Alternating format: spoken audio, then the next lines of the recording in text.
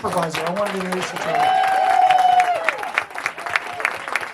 I have a tremendous relationship with Tim. He is one of the funniest people I know. And I'm going to extend the invitation to you, Tim. Do you have a watch on? No. You're fired. I was going to ask you to look at 5 minutes and do one of these for me, so that way we can go to tacos that are calling me. I can hear them. And by the way, Gloria, I love chocolate chip cookies too, so wherever you are, I'm there. So she's asking me questions about my 5G. She says, can I help you with your campaign? I said, I would love that help, because I am doing this on a shoestring. I do not have the monies that are coming into some of my other competitors who outspent me three times and 5 times more than me. They had money coming in from, as Mandy said, from other outside sources. I had something that they didn't have. They had the funding. They had $90,000 and $120,000 to what I had. But I had people with passion.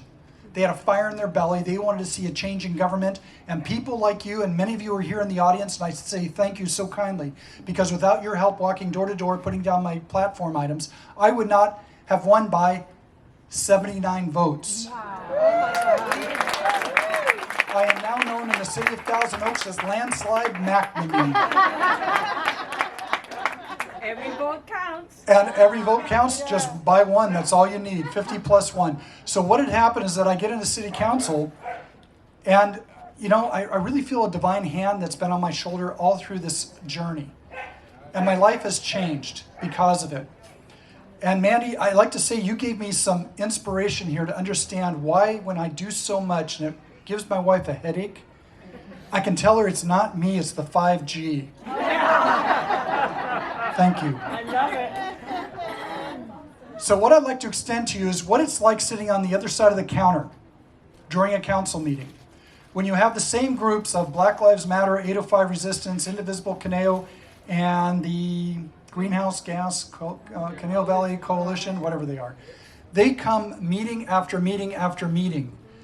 And for those of you who have two-year-olds or had 2-year-olds, do you remember how they keep asking over and over and over again, and finally you just give in because you're tired of hearing them? That's the tactic they're using. Wow. Ladies and gentlemen, that is a tactic that comes out of Saul Alinsky's book, yep. Rules for Radicals.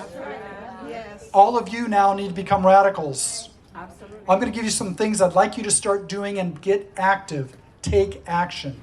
And this is very effective stuff because I've been on the other side of the counter. 1, would you please show up at your school board meeting, your city council meeting, your supervisor's meeting with a written script for 2 minutes or less? Stand up there when they call your name, read out the script, sit down. But before you did that, you had also taken that script, brought it down to 350 words, sent it off to your local newspaper. You also had brought it down to 2 or 3 lines and sent it to the email to your elected. If you spend that 10, 15 minutes, you will change the world. Because if it takes 5 of you to show up every 2 weeks to these meetings, putting out your message, it is very effective, as I listen to it on the other side of that counter, that other side of that desk, listening to the people who come forward. It is very effective. Write letters to the editor, show up at the meetings, send off emails to the elected. It doesn't take much energy, but it's very powerful. How many of you guys have heard of the gentleman named Mark Levin? Hands. Woo! How many of you read his book, American Marxism? Not too many. Read chapter 7, forget the first 6, jump to chapter 7, read the last part, and you'll see how this ties in. You need to overwhelm the system. There is something in California called the California Records Act. That is similar to the FOIA, Freedom of Information Act, on the federal level. Do it locally. Yes. In Thousand Oaks, we get, according to our city attorney, 5 CRA requests every week. Send it in. You can either do it verbally, where you walk in, you tell them this is what you want. You can do it via email. You can send it a letter. You can do it through telephone. I recommend doing it via email to the city attorney of your city leadership. Ask for what you want. I want to know where the 5G towers are. Do you have any lawsuits going on? Has 5G had any issues here in the city? How many 5G carriers want to come into the city?